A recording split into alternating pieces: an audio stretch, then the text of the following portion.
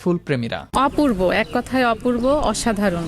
Fresh লাগে, মন ভালো হয়ে যায়, মন খারাপ থাকার কোনো উপায় নেই। সৌন্দর্য একটা বিষয় আছে, এটা মনকেও ভালো রাখে। বাংলাদেশ ধান গবেষণা ইনস্টিটিউটের সৌন্দর্য বর্ধনের কাজটি করে ফার্ম ম্যানেজমেন্ট বা খামার ব্যবস্থাপনা বিভাগ, আর পরামর্শক হিসেবে কাজ করছেন ইনস্টিটিউটের কয়েকজন বিজ্ঞানী। আমাদের এখানে সংশ্লিষ্ট বিজ্ঞানী এবং দায়িত্বপ্রাপ্ত আমাদের ফিল্ড স্টাফ এবং আমাদের দুজন মালি আছে, তারা এটি পরিচর্যা পরিবর্ধন করে থাকে।